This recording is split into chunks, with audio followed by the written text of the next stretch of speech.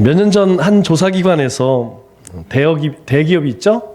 사실 뭐 대기업이나 중소기업이나 뭐 비슷하지만 직장인을 대상으로 직장 생활에서 가장 힘든 것이 무엇인가라고 하는 설문조사를 했어요. 그 결과 가장 힘들어하는 것은 업무량이나 실적에 관한 압박이 아니었다는 것이죠. 우리가 직장 다니면 보통 뭐 우리가 해야 할 일이 있죠? 그 하는 일에 대한 평가를 받죠. 사실 그 부담이 굉장히 커요. 그런데 그것보다 더 힘들게 하는 것은 인간관계였다라는 그런 조사 결과가 나왔어요. 도표를 보면 알겠지만 우리 10명 중에 2사람은 이게 너무 힘들다는 것이죠. 그 다음이 업무량이고 실적에 관한 압박이었다는 거예요. 또 같은 해 한 일간지에서 직장 생활하면서 가장 행복한 것이 무엇이냐라고 하는 제목으로 조사를 해봤더니 직장 생활을 가장 행복하게 하는 요인은 월급 많은 것이죠? 근데 그게 아니고 함께 일하는 사람들과의 관계였다라는 조사 결과가 나왔어요. 그러니까 뭐 돈을 많이 주는 것도 좋고 뭐 대우를 잘하는 것도 좋지만 더 좋은 것은 좋은 사람들과 함께 일하는 것, 그것이 이제 제일 행복한 거죠. 조금 덜 받아도 좀 힘이 들어도 마음이 맞는 사람, 서로를 이렇게 위로해주고 힘이 되어주는 사람, 그 사람들과 함께 직장 생활하면 그런 걸 다 극복할 수 있다는 거예요. 그러나 아무리 뭐 월급 많이 주고 뭐 대우를 잘해줘도 같이 일하는 사람들이 힘들면 그냥 그 직장 다니기 싫다는 것이죠. 여러분, 놀라운 게 뭐냐면 이 대기업 취업한 신규 채용자들이 여러분 3년 안에 60%가 이탈을 한다는 사실이에요. 우리가 볼 때에는 이 좋은 직장을 왜 그만둬? 뭐 대기업이면 그죠? 아무나 들어갈 수도 없지만 들어갔으면 열심히 다녀야 되는데 3년 안에 절반 이상이 나간다고 합니다. 왜 그러냐면 그 사람들 이야기를 들어보면 힘들어서 그런 것이 아니고 여기는 사람 살 곳이 아니라는 거예요. 일하는 기계들이에요, 기계들. 뭐 인간미가 없어. 다시 시작해서 직장 다니는 재미가 없어요. 사실 직장만 그런 것이 아니죠. 직장만 그런 것이 아니라 우리의 가정도 교회도 마찬가지입니다. 사람이 함께 모여 사는 곳에서 인간관계보다 더 중요한 것이 없는 것 같아요. 특별히 주님의 몸인 교회는 우리 지체 간의 사랑과 화목함으로 하나가 돼야 하죠. 그래서 마태복음 5장 23절로 24절 말씀을 보면 주님께서 이런 말씀을 하세요. 너희가 하나님 앞에 예물을 가지고 하나님께 예배를 드리려고 하면 너희가 예배 드리기 전에 먼저 해야 할 일이 있는데 그게 뭐냐? 혹시 원망할 일이 있으면, 즉 너희 형제와 다투어서 마음이 불편하면 그 예물을 제단 앞에 두고 얼른 가서 그 사람하고 화목하고 서로 화해하고 그리고 와서 예물을 드리라, 이렇게 이야기합니다. 이 말의 의미가 무엇입니까? 하나님은요, 다른 사람과 관계가 나쁜 그런 상태에서 하나님 주여 그 예배를 받지 않으신다는 거예요. 하나님은 예배를 받으실 때에 누군가 상처가 있고 다툼이 있고 아픔이 있다면 그거 먼저 해결하는 것이죠. 가서 먼저 손 내밀고 아유 내 미안해, 내가 잘못했어, 그렇게 화해하고 그리고 나서 하나님 앞에 와서 예물을 드리고 예배를 드려라, 그렇게 말씀하죠. 이 말씀은 우리 성도 상호 간의 관계가 우리 신앙생활에서 얼마나 중요한지 잘 말씀해 주는 그런 말씀이죠. 바른 신앙은 인간관계에 변화를 가져다 주어야 합니다. 이 말의 의미가 무엇이냐면 사람은 누구에게나 영향력을 미쳐요. 그런데 이 영향력에는 좋은 영향력이 있고 나쁜 영향력이 있다는 것이죠. 우리는요, 바른 신앙은 모든 사람들에게 선한 영향력, 좋은 영향력을 미쳐야 한다는 것이죠. 다시 말해서 우리 신앙인은 인간관계를 잘하는 사람이 되어야 한다는 거예요. 우리는 이 공동체에서뿐만 아니라 우리 가정에서도, 우리의 삶의 터전, 직장에서도 인간관계가 원활해야 한다는 것이죠. 이렇게 이야기하면 처세술을 잘해야 돼, 이거 얘기하는 것이 아닙니다.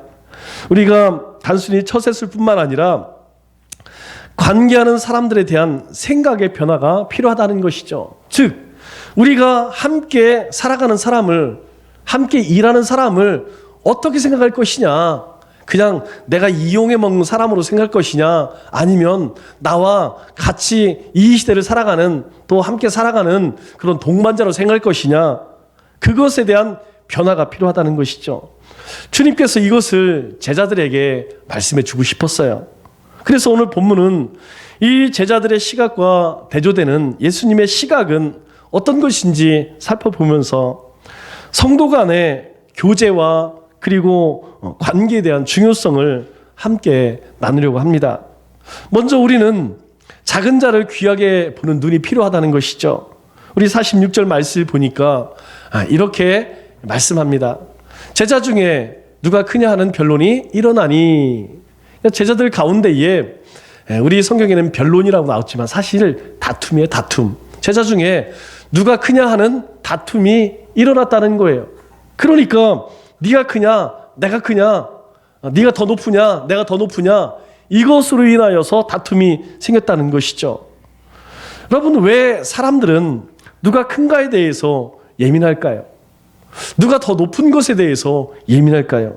그것은 누가 크냐라고 하는 그 관점이 무엇이냐? 누가 크냐는 것은 어떤 의미입니까? 누가 크냐는 것은 누가 더 힘이 있느냐, 누가 더 영향력이 있느냐, 누가 더 높은 자리에 있느냐, 누가 더 인정을 받고 있는 사람이냐, 이것이 중요 관심사라는 것이죠. 그러니까 내 마음 가운데 누가 크냐라고 하는 기준이 더 힘이 있고 영향력이 있고 높은 자리에 있고 인정받는 것에 우리가 기준으로 삼으면 항상 어느 곳에 가든지 그것으로 살아간다는 것이죠. 자기 신세는 자기가 볶는 거예요.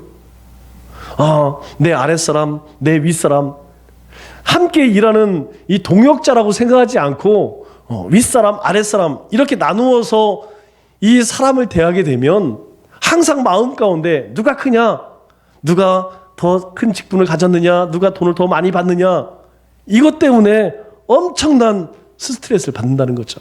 왜 그렇습니까? 큰 자로 인정을 받는다는 것은, 인정을 받게 되면, 우리가 큰 자로 인정을 받게 되면 일단 사람들에게 환영을 받죠. 그리고 또 따르는 사람도 많아지기 때문입니다. 결국은 내가 더 힘이 있고 영향력이 있고 더 높은 자리에 오려고 하는 이유는 무엇이냐? 사람들로부터 환영받으려 하고 또 더 많은 사람들이 나를 따랐으면 좋겠다 하는 그런 마음이 있기 때문에 누가 크냐, 이것으로 다툰다는 것이죠. 그러기에 제자들도 항상 우리 중에 누가 더 크냐, 누가 예수님께 또 사람들에게 더 인정을 받느냐, 이것으로 경쟁을 삼았다는 것입니다. 물론 주님도 제자들을 모두 똑같이 대한 것은 아닙니다. 일단 예수님을 따르던 많은 사람 가운데에서 12제자를 뽑았죠. 예수님께서 12제자를 특별하게 뽑았습니다. 우리 마가복음의 말씀처럼 주님께서 기도하시고 일단 예수님 마음에 합한 사람, 예수님이 원하는 사람을 뽑으셨다는 거예요. 왜? 그냥 함께 하시려고, 그리고 그들을 통해서 하나님께서 나에게 주신 그 일들을 제자들과 함께 하시기 위해서, 전도도 하고 그리고 그들을 세상에 보내서 복음을 전하게 하기 위해서. 그러니까 예수님을 따르는 많은 사람들이 있었지만 그 가운데 12를 특별하게 뽑았다는 거예요. 그 12명의 제자 가운데서도 예수님께서 아주 더 사랑했던 제자들이 있어요. 그게 누구냐면 베드로와 요한과 야고보죠. 그래서 예수님께서는요, 다른 제자들을 데리고 가지 않아도 이 제자들은요 항상 따로 그렇게 데려가셨습니다. 그 세 명의 제자 가운데서도요 베드로는 더 특별했습니다. 그래서 이 베드로를 아주 다른 제자들보다 더 특별하게 대하시는 모습을 볼 수가 있죠. 어떤 사람들은 이런 것을 보면서 예수님께서 제자들을 차별하셔서 제자들 간의 갈등을 유발하게 했다. 누구는 더 사랑하고 누구는 덜 사랑하고 그래서 제자들 간에 누가 더 크냐 그렇게 다투게 되었다. 그렇게 생각하는 사람도 있어요. 그러나 갈등의 진짜 원인은 주님의 차별이 아니라 이 제자들 마음속에 있었던 누가 더 큰가라고 하는 잘못된 시각이 있었기 때문이라는 것이죠. 교회 역시 마찬가지예요. 여러분, 교회에도 모든 지체를 다 똑같이 대할 수는 없습니다. 사람마다 받은 은혜와 역량이 다르죠. 또 그에 따라서 직분과 사역이 주어집니다. 이런 구별은 차별이나 편애와는 전혀 다른 것이죠. 만약 이것을 문제 삼는다면 우리도 예수님의 제자들처럼 누가 더 크냐 그 서열을 가리는 왜곡된 시각을 갖게 되는 것입니다. 우리 가운데에 똑같이 그렇게 직분을 가지고 똑같이 사역을 주지 못하는 이유는 그 사람이 가지고 있는 은사가 다르기 때문이에요. 할 수 있는 힘이 다르기 때문이에요. 그래서 어떤 사람에는 조금 더 어려운 일을, 또 어떤 사람에게는 좀 쉬운 일을 나도 저거 하고 싶은데, 여러분 그건 차별해서 그런 것이 아니고 가지고 있는 역량이 다르기 때문이라는 거예요. 이에 대해서 예수님께서 뭐라고 말씀하십니까? 47절 말씀을 보니까 이렇게 말씀하시죠. 예수님께서 그 마음에 별로라는 것을 아시고 다투는 이유를 주님께서는 아셨다는 거죠. 어린아이를 하나 데려다가 자기 곁에 세우시고, 그렇게 제자들 간에 막 이 싸움질을 할 때에 예수님께서 내리신 처방이 무엇이냐면 어린아이를 하나 데리고 오셔서 이 어린아이에게 뭐라고 이야기하냐? 바로 이 아이가 가장 큰 자다. 이렇게 말씀하시는 거예요. 주님께서 제자들에게 말씀하시려고 하는 것은 하나님의 백성들에 대한 시각의 변화라는 것이죠. 세상에서는 어떤 사람이 큽니까? 돈 많은 사람이죠. 권세 있는 사람이죠. 힘 있는 사람이죠. 많은 사람들을 거느리고 있는 사람이 세상에는 큰 사람이에요. 그런데 주님은 그게 아니라는 거예요. 어린 아이를 데려다 놓고 이 아이를 향해서 이 아이가 가장 큰 자다. 48절 말씀 볼까요? 48절 말씀을 보니까 누구든지 내 이름으로 이런 어린 아이를 영접하면, 이런 아이를 섬기면, 이런 아이처럼 그렇게 살아가면, 그 얘기하는 거죠. 너희 모든 사람 중에 가장 작은 그가 큰 자다. 이렇게 말씀하시는 거예요. 세상의 잣대와 하나님께서 보시는, 주님께서 보시는 잣대는 전혀 다른 것이라는 것이죠. 우리 역시 주님의 가르침처럼 나보다 못해 보이고 미숙하고 연약한 사람을 나보다 낮게 여기며 살 때 비로소 낮은 곳으로 오셔서 십자가의 길을 가신 예수님을 알고 깨달을 수 있다는 거예요. 왜 예수님께서 그렇게 하셨는가? 그것은 내가 그러한 삶을 살 때에 비로소 우리가 이해할 수 있다는 것입니다. 그렇기 때문에 우리는 지금 세상이 주었던 잣대를 내려놓고 주님이 주시는 말씀의 기준으로 바꿔야 한다는 것이죠. 서로 큰 것을 자랑하지 말고, 또 서로 큰 사람이 되려고 애쓰지 말고, 스스로 연약함의 자리에 서신 주님처럼 그렇게 섬기는 삶, 그렇게 겸손한 삶을 살아야 되지 않겠느냐, 우리에게 말씀하고 있어요. 그런 삶을 살기 위해서 우리는 모든 사람을 동역자로 보는 시각이 필요하다는 것입니다. 이것은 교회 안에서뿐만 아니에요. 우리의 삶의 터전에서도 마찬가지입니다. 세상에서도 마찬가지예요. 우리가 세상 사람들을 떠날 때, 안 믿는 사람들을 만날 때에, 또 우리 교회 안에서의 이 관계 속에서 서로를 어떻게 봐야 되느냐. 우리 예전에 나온 명화 중에 배너라는 영화 있어요. 여러분, 이 배너는 아마 한 번쯤은 다 보셨을 겁니다. TV에서도 하도 자주 하고 또 영화로도 계속 리메이크해서 나오기 때문에 저도 몇 번 본 것 같아요. 일단 주인공이 누구냐? 배너입니다. 배너. 그런데 이 내용은 사실 굉장히 단순합니다. 내용이 무엇이냐면 이 배너와 소꿉친구가 있어요. 그게 누구냐면 메살라라고 하는 친구예요. 이 친구는 둘이 어렸을 때부터 같이 자랐습니다. 베너와 메살라, 아주 친한 친구예요. 그런데 세월이 흐르면서 시대가 좀 바뀌었어요. 이 이스라엘이 로마의 지배를 받게 되죠. 그런데 이 베너는 믿음을 잘 지켜서 나는 하나님만 섬기겠다. 이 로마의 침략 가운데에서 너희가 황제를 섬겨라. 그렇게도 황제를 섬기지 않고 하나님을 열심히 섬겼어요. 그런데 이 메살라는 그렇지 않았습니다. 이 어렵게 살다 보니까 야, 내가 평생 이 유대 민족 가운데에서 내가 비참하게 살았는데 나도 한번 성공해 보자. 그래서 이 로마의 앞잡이가 돼버렸어요. 이 앞잡이들이 원래 좀 악랄하죠. 우리 일제시대 때도 그렇죠. 이런 사람들이 자기가 출세하려고 뭐 정말 악한 일들을 많이 해요. 그래서 결국 이 이스라엘에 총독으로 오게 됩니다. 총독으로 오게 되니까 어때요? 이제 이 유대 사회 가운데에서 로마에 대적하는 사람들을 전부 색채를 내야 되잖아요. 그런데 이제 자기가 직접 나서면 이게 이제 여러 가지 어려움들이 있으니까 누구를 이용하려고 하느냐? 이 배너를 이용하고 싶은 거예요. 그래서 배너를 딱 부릅니다. 그래서 이 배너라고 하는 영화의 첫 장면이 무엇이냐면 배너와 이 메살라가 처음 만나는 장면으로 시작돼요. 그런데 이 만남이요, 불행의 시장이죠. 왜냐? 이 배너는 이 메살라가 그래도 하나님에 대한 신앙이 있을 것이라고 생각했고, 이 메살라는 내 절친한 친구였기 때문에 나를 도와줄 것이라고 생각했죠. 그래서 로마 총독으로 온 메살라가 베너에게 요구를 합니다.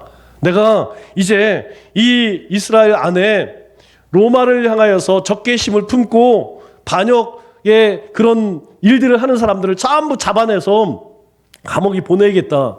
근데 문제는 무엇이냐면 이 베너가 메살라의 제안을 거절합니다. 물론 협조를 했으면 베너도 뭐 출세했겠죠. 잘 먹고 잘 살았겠죠. 그런데 그럴 수가 없었어요. 하나님을 버릴 수 없었고 자기 백성들을 버릴 수가 없는 것이죠. 그래서 이 베너에게 네가 내 뿌락지 좀 해라. 그것을 거절하는 순간부터 어떻게 됩니까? 둘 관계가 갈라지는 것이죠. 그래서 이제 이 베너는 자기 민족을 위해서, 하나님을 위해서 싸우게 되고, 메살라는 자기 출세를 위해서 이제 베너를 핍박을 하고 동족을 그게 영화 베너의 내용입니다. 이 메살라는요, 자기 출세를 위해서, 자기 성공을 위해서, 즉 자기가 큰 자가 되기 위해서 세상을 아군과 적군으로 이분화시켰어요. 내 편 아니면 다 적이야. 여러분, 그런 사람들이 있죠? 우리가 종종 아주 무서운 사람들이에요. 힘든 사람들이죠. 내가 하는 일에 협조 안 하면 내 적이야. 아니, 뭐 그러고 말도 안 해. 가끔 노예 가도 그래요. 정치하시는 분들이 있는데 그분들 시키는 대로 안 하고 내 마음대로 했다. 그럼 그 다음부터 쳐다보지도 않아. 뭐 예전에는 와갖고 막 악수를 하고 뭐 밥을 사준다 그러고 뭐 만나자 그러는 사람들이 자기 편 안 들으면 어느 날부터 그냥 쌩이야 쌩, 찬바람 쌩쌩 불어요. 왜 그러냐면 그 마음 가운데 내가 크고자 하는 욕망이 있기 때문에 나에게 협조하지 않으면, 나를 도와주지 않으면 그것은 다 적군이야. 여러분, 결국 이것으로 인하여서, 그런 사고방식으로 인하여서 메살라는요, 자기 인생에서 가장 친했던 친구를 잃게 되죠. 여러분, 친구만 잃습니까? 자신도 비참한 인생이 되는 것이죠. 예수님의 제자 가운데 그런 제자가 있어요. 바로 사도 요한입니다. 이 사도 요한도 이런 사고를 가진 사람 중에 하나였습니다. 당시 예수님의 이름을 이용해서 귀신을 쫓는 많은 사람들이 있었죠.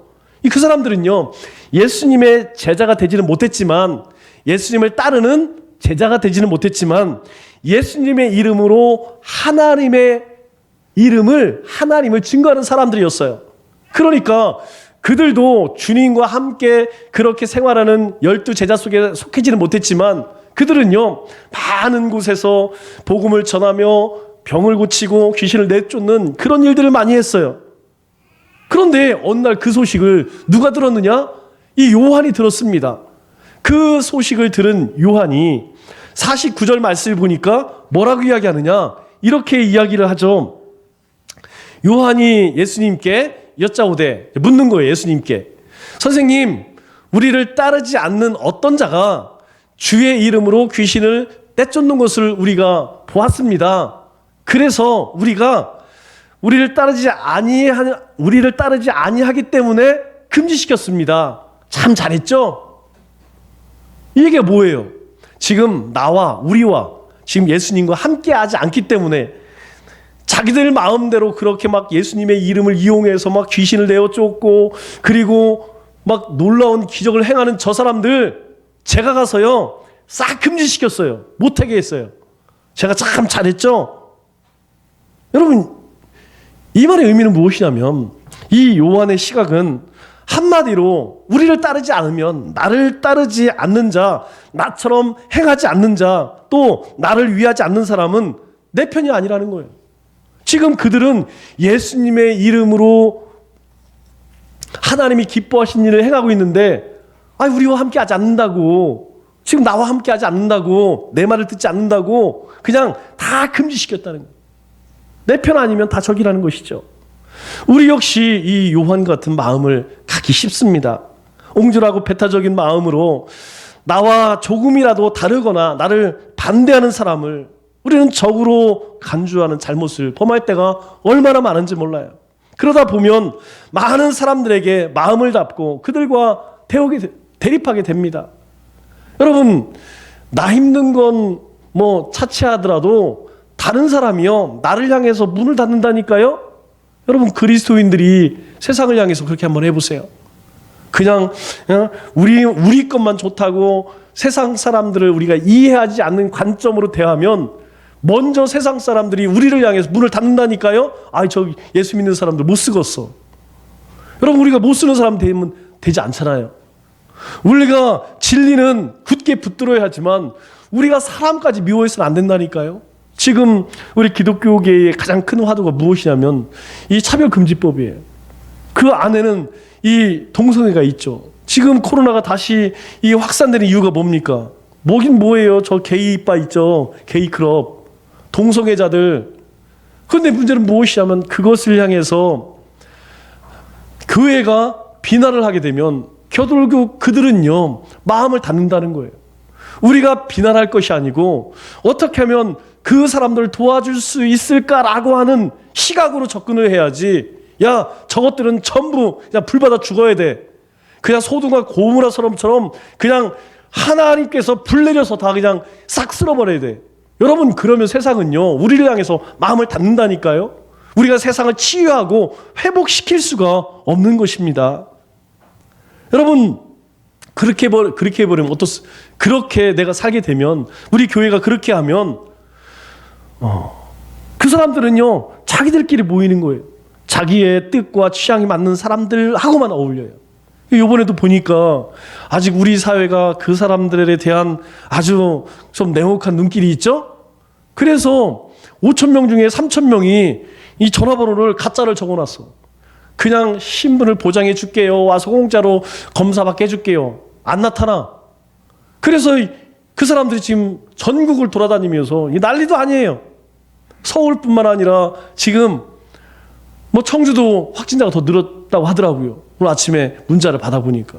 여러분, 그 사람이 나 밝히지 않으면 왜 이런 문제들이 생기느냐. 바로 우리 공동체가 그 사람들을 품어줄 수 있는 그런 준비가, 그런 시각을 갖지 못했다는 것이죠. 우리 그런 말이 있어요. 유유상종, 초록은 동색, 가재는 개편, 이런 말이 있죠. 여러분, 이 말의 의미가 무엇입니까?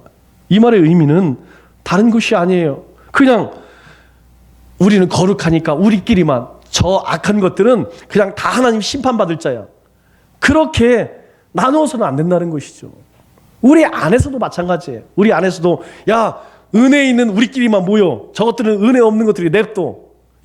우리는 직분 있는 자니까 우리 직분자들만 모여. 저것들은 직분 없으니까 냅둬. 아, 우리 젊은 사람만 모여. 저 사람들은 나이 먹었으니까 소용없어. 여러분, 그래서는 안 된다는 거예요. 교회는요, 하나님을 섬기는 하나님의 백성은 절대로 그렇게 흑백 논리를 가져서도 안 되고 네 편 내 편 나누어서도 안 된다는 것이죠. 그래서 예수님의 시각은 요한과 정반대의 모습을 보여줍니다. 50절 말씀을 볼까요? 50절 말씀을 보니까 예수님께서 이르시되 금하지 말라. 너희를 반대하지 않는 자는 너희를 위하는 자니라. 굉장히 좀 이상한 말을 하죠. 예수님의 시각은 어떤 시각이냐면 나를 대적하지 않는 사람은 다 나를 위한다는 거예요. 즉 나를 대놓고 적대시하지 않는 사람을 제외하고는 다 내 편이라는 거예요. 나와 다른 것이 많고 코드가 맞지 않아도 내 편이라는 것이죠. 요한의 시각에 따르면 나를 100% 따르지 않는 사람은 내 편 아니라는 거예요. 내 마음에 들지 않으면 내 편 아니요. 그런데 예수님의 시각은요, 나를 100% 반대하지 않는 사람은 내 편이라는 거예요.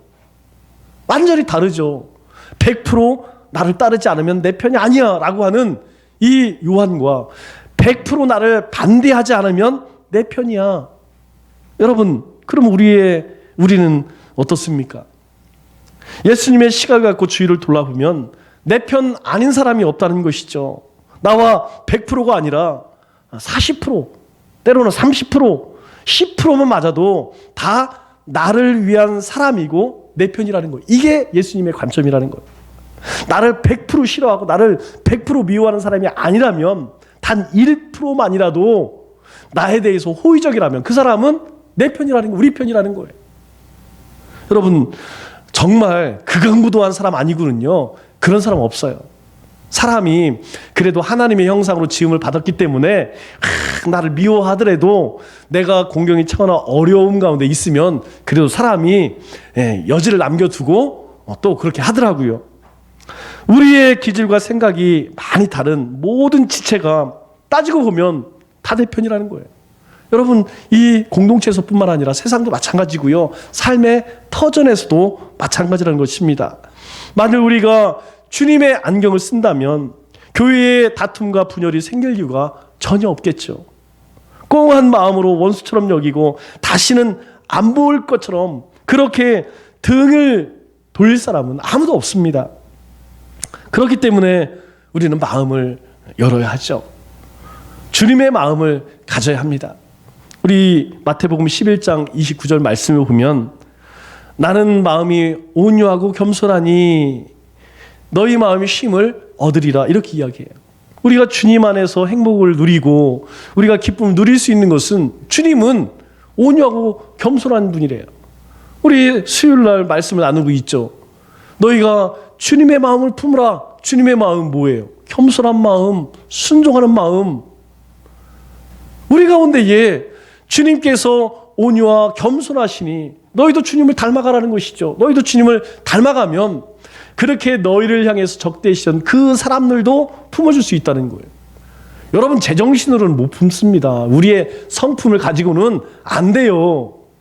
왜 예수님의 마음이 온유와 겸손이라고 이야기합니까? 온유는요, 야생말을 길들이는 거예요. 그냥 지 멋대로 뛰어대려는 말을 하면 쓰고 가 그러면 가고 뛰어 하면 뛰어 하는 그런 말로 그렇게 훈련시키는 걸 온유라고 이야기합니다. 그래서 온유의 어원이 야생말, 그냥 지 마음대로 뛰어노는 이 말을 길들이는 거예요. 여러분, 우리가 그렇잖아요?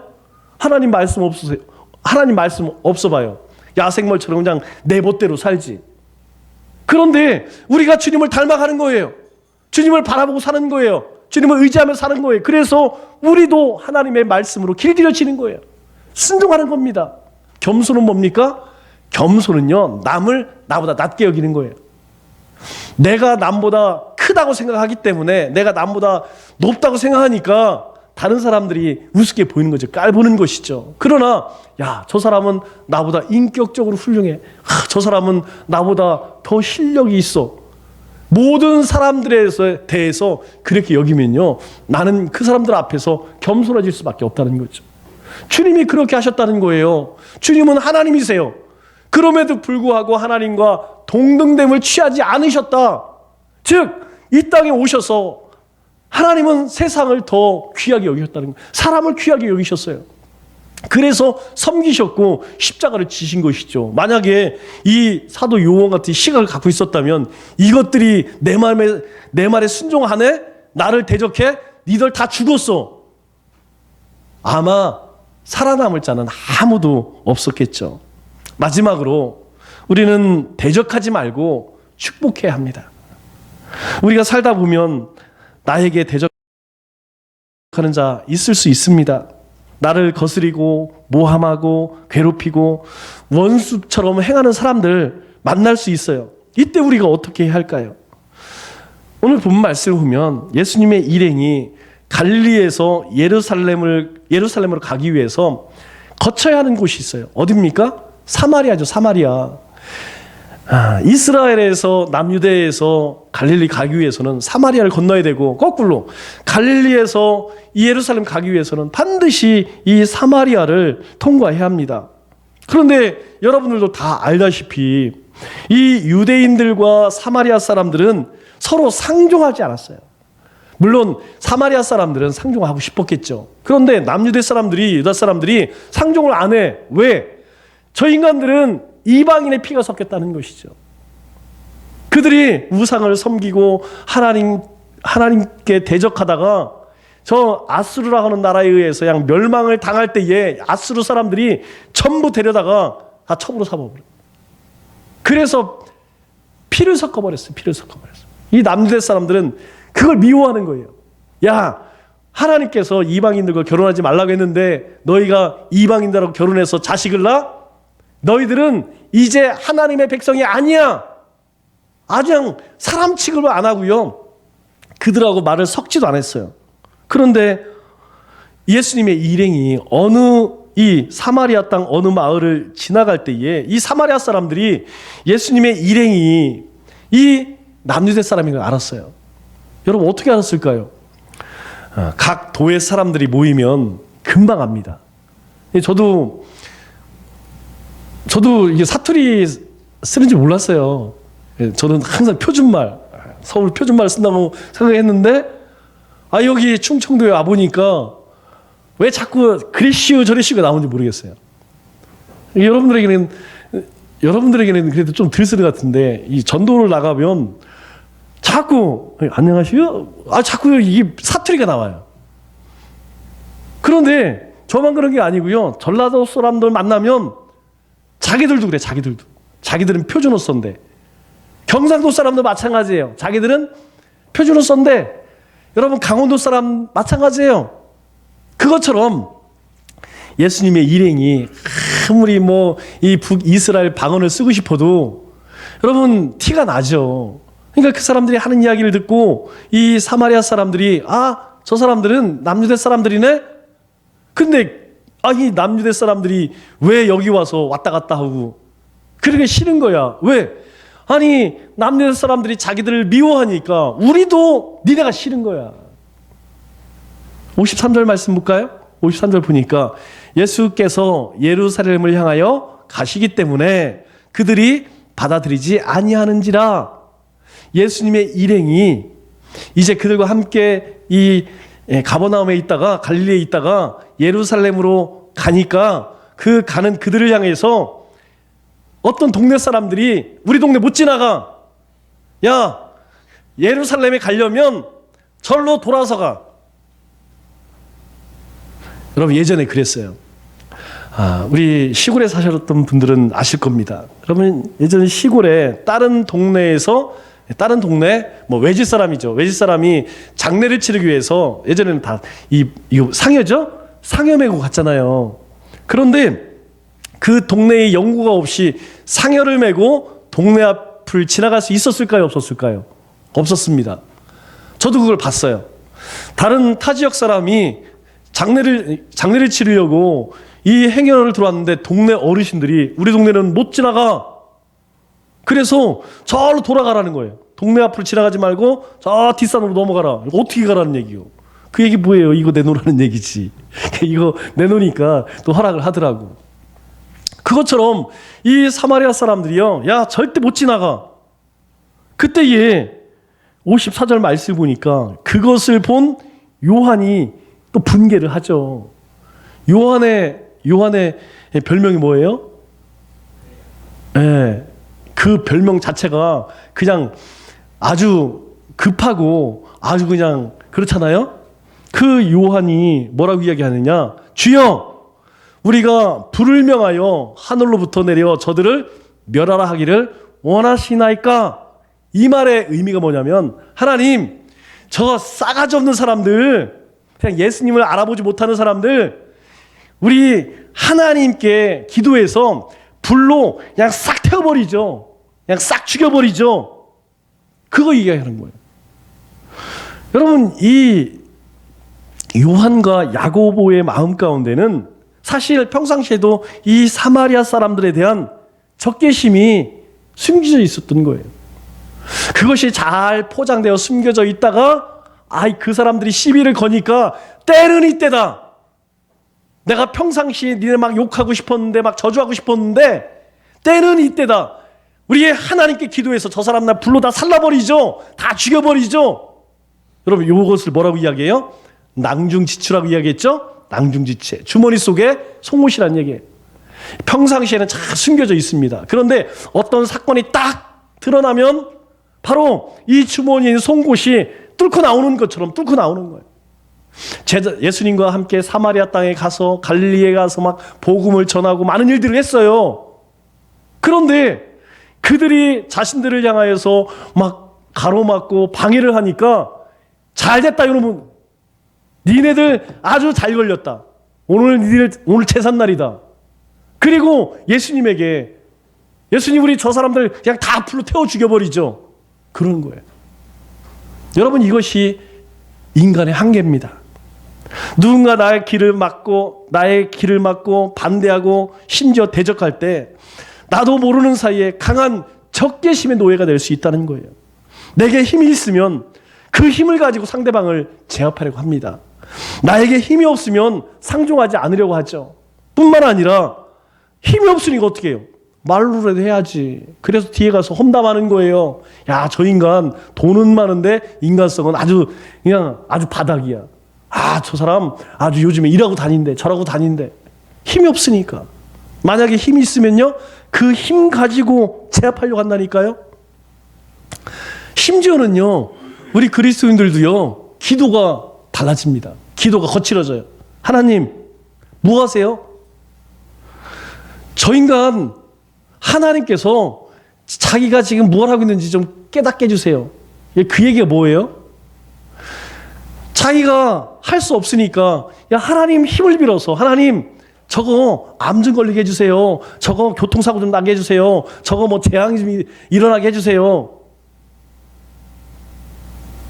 이 모든 것은 악으로 갚으려 하는 모습이죠. 그러면 어떻습니까? 여러분, 그렇게 되면요, 다 망하는 거예요. 둘 다 망하는 겁니다. 둘뿐만 아니라 그 두 사람을 인하여서 우리 공동체 전체가 어려움을 겪게 된다는 것이죠. 예수님은 사마리아 사람들을 저주하는 이 야고보와 요한에게 크게 책망을 합니다.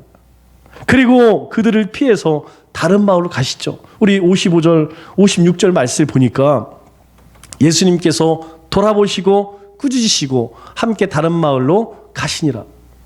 여러분, 머릿속에 한번 생각해 보세요. 지금 요한과 야고보가 예수님, 이들 그냥 지나가서는 안 되죠. 손 좀 봐줘야 되죠. 그럴 때 예수님께서 착 돌아보셨어요. 그래서 제가 파란 글씨를 했어요. 돌아보시며 확 돌아보셨다는 거예요. 예수님께서도 깜짝 놀라셨다는 얘기예요. 아니, 지금 나하고 지금 이 길이요, 예수님 십자가 지시러 올라가는 길이거든요. 그런데 거의 3년 가까이 나하고 지났는데 아직 예수님이 어떤 분인지도 모르고 그냥 저들 한번 손 봐주죠. 그 소리를 들은 예수님이 너무 놀라서 고개를 돌아보시며 꾸짖으신 거예요. 야, 이놈들아. 그리고 예수님께서요, 함께 그들과 함께 제자들과 함께 다른 마을로 돌아가셨다는 거예요. 우리 마을 못 가 그러시니까 좀 지나가게 해주세요. 이런 게 아니고요, 그들이 반대하니까 그러세요 하고 다른 마을로 돌아가셨다는 거예요. 여러분, 예수님이 힘이 없으셔서 그런가요?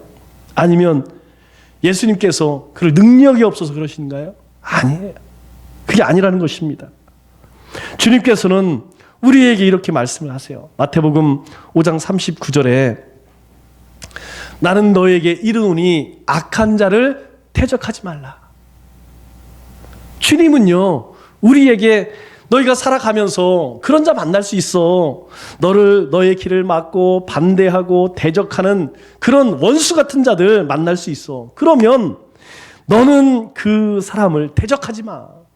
오히려 우리 39절로 44절 말씀을 보면 뭐라고 이야기해요? 누구든지 내 오른편 뺨을 치거든 왼편을 돌려대며 너를 고발하여 속옷을 가지고자 하는 자에게는 겉옷까지 가지게 하며 누구든지 너로 억지로 오리를 가게 하면 십리를 동행하고 내게 구하는 자에게는 주며 내게 꾸고자 하는 자에게는 거절하지 말라. 내 이웃을 사랑하고 원수를 미워하라. 이전에는 그렇게 이야기했지만 이제 내가 너희들에게 새롭게 이야기하니 원수까지도 사랑해라. 주님의 시각과 우리의 시각은, 주님의 생각과 우리의 생각은 전혀 다르다는 것이에요. 여러분, 원수를 갚으려고 하는 마음, 내가 막 안에서 막 분노가 생기는 마음, 누가 주는 마음일까요? 마귀가 주는 마음이라는 거예요. 우리는 그저 모든 것을 공의로우신 하나님께 맡기기만 하면 된다는 거예요. 너희가 뭔가 하려고 하지 마. 네가 원수 갚으려고 하지 말라는 거예요. 그것이 우리를 해한다는 거예요. 우리를 죄인으로 만든다는 거예요. 그렇기 때문에 너희를 그렇게 고통스럽게 한다면 그것을 주님께 맡게 한다는 것이죠. 이걸 뭐라고 이야기합니까? 악을 악으로가 아니라 선으로 악을 이겨라. 어떻게 이길 수 있습니까? 로마서 12장 20절 말씀을 보면 이렇게 말씀합니다.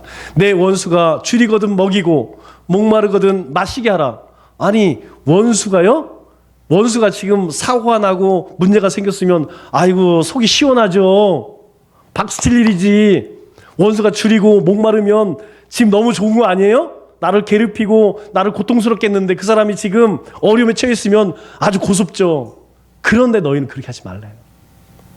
만일 그 원수가 사고가 나고 어려움에 처했다면 먹이고 마시게 하라. 도와주라는 거예요. 그 사람에게 사랑을 베풀라는 거예요. 그리함으로 내가 숯불을 그 머리에 쌓아 놓으리라. 여러분, 그렇게 하면 그 사람 머리 위에다가 숯불을 쌓아 놓는 거예요. 여러분, 숯불을 쌓는 게 뭐예요? 빛을 진다는 것이죠. 그 사람이 너에게 빛을 진다는 거예요. 내가 악을 악으로 갚으면 악밖에 안 남지만 선으로 악을 이기면 그 사람이 너에게 빛을 진다는 거예요. 우리 그런 말이 있죠. 먹은 놈이 늙힌다는 말이 있어요. 우리가 주님의 사랑으로 섬겨주면 그 사람 마음 가운데 이 빛이 있다는 거예요. 숯불이 있다는 거예요. 그것이 하나님께서 기뻐 여기신다는 것이죠. 그들을 불쌍히 여기고 선대하고 축복하라는 말씀입니다. 말씀을 맺도록 하겠습니다. 바울은 우리에게 인간관계에 대해서 이런 교훈을 주고 있습니다. 로마서 12장 18절 말씀을 보니까 할 수 있거든 너희로서는 모든 사람과 더불어 화목하라. 그렇습니다. 모든 사람과 더불어 화목하기 위해 서로 노력할 때 우리는 성령이 하나 되게 하신 것을 잘 지킬 수 있다는 것이죠. 오늘 주님께서 우리에게 가르쳐 주신 이 세 가지, 작은 자를 귀히 여기고 또 동역자 마음을 가지고 또 축복하면 바로 우리의 삶이 행복한 공동체, 아름다운 사람들로 세워져 가는 것입니다. 이 한 주 주님께서 우리에게 말씀해 주신 이 말씀을 굳게 붙들고 우리의 삶 속에서 날마다 행복을 누리고 아름다운 사람들로 세움받으시는 우리 믿음의 권속들 다 되시기를 주님의 이름으로 축원합니다.